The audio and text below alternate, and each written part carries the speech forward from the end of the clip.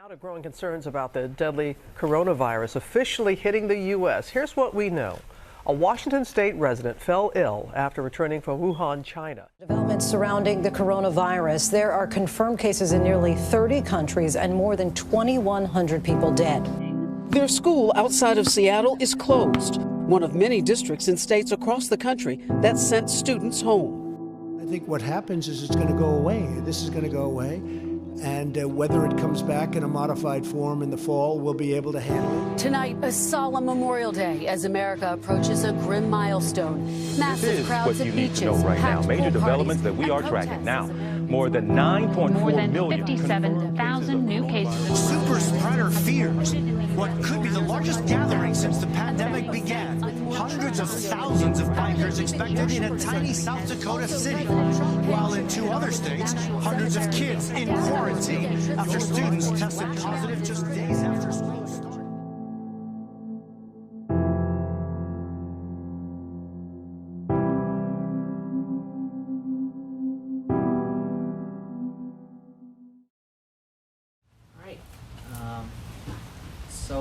Tell me a little bit about what your life was like before the pandemic.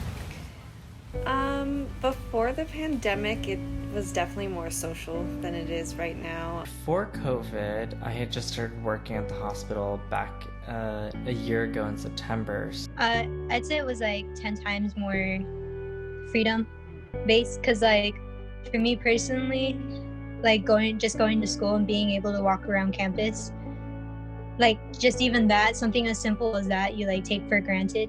Mentally, it's been difficult. There's been those highs and those lows during the lockdowns, and who I have been able to see. I think it was more of the knowing that you cannot leave your home at all was what was more mentally draining than anything else. For me personally, I think mental health wise, it's been very like back and forth for me personally, because on one hand, like I said, you can really sit there and examine everything that's going on and be like, oh yeah, this is what I'm struggling with, or maybe I haven't really confronted this part about me.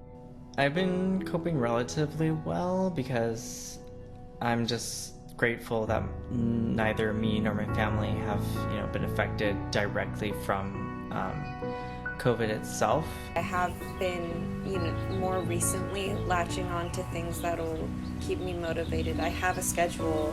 I have goals on what I want to do these next coming months.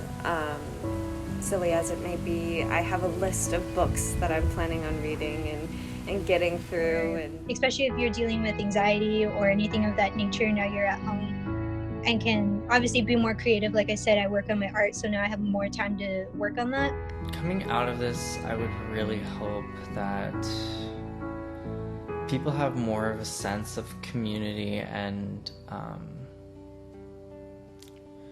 a regard for the nation as a whole rather than individual.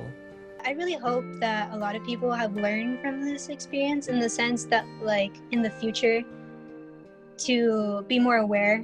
I've been really having a lot of conversations with my parents and my sister and talking about what is going on in the world and, what we think is right and what we think is wrong. My words of encouragement would probably be set a schedule.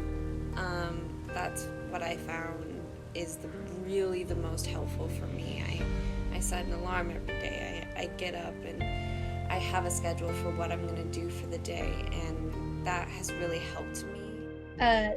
The right amount of encouragement would be like, don't let it get to you, and instead see this as an opportunity to explore new things and to be able to express yourself, especially during this time. Just life in general is most definitely just a dark tunnel sometimes. And even though you can't always see the end, if you keep going, you'll eventually come to a better place.